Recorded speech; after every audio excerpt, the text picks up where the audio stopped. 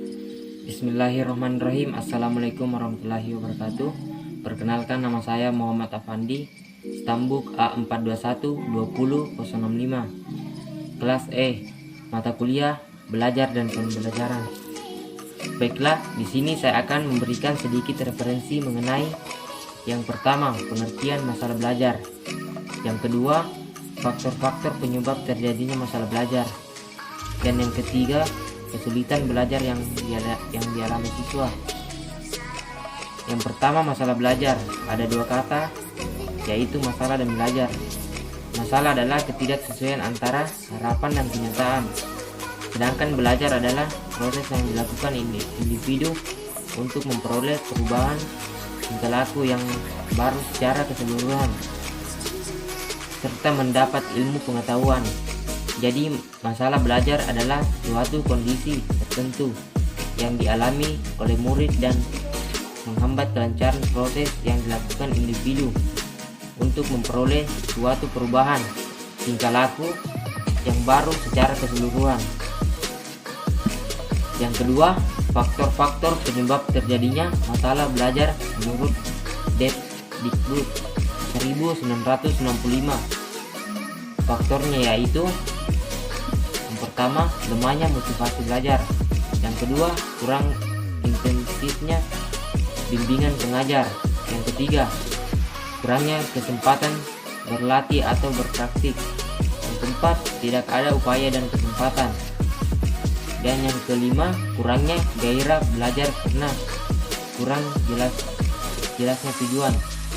Yang ketiga, kesulitan belajar yang dialami siswa terdiri dari dua faktor, yaitu faktor internal siswa dan faktor eksternal siswa. Faktor internal siswa meliputi gangguan atau kekurangan kemampuan fisik siswa. 1. Yang bersifat kognitif atau ranah cipta, sepertinya rendahnya kapasitas intelijensi siswa. Yang kedua, yang bersifat efektif atau ranah rasa, seperti labilnya emosi dan sikap.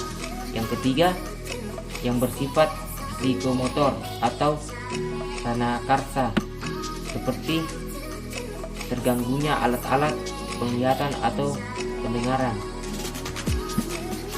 Faktor eksternal siswa meliputi semua situasi dan kondisi lingkungan sekitar yang tidak mendukung aktivitas belajar siswa. Faktor lingkungan ini meliputi: yang pertama, lingkungan keluarga. Contohnya harmonisannya hubungan antara ayah dan ibu, serta rendahnya kehidupan ekonomi keluarga.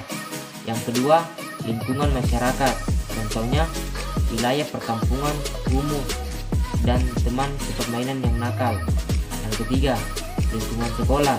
Contohnya kondisi dan letak gedung sekolah yang buruk, seperti dekat pasar, serta kondisi guru dan alat-alat belajar yang berkualitas rendah.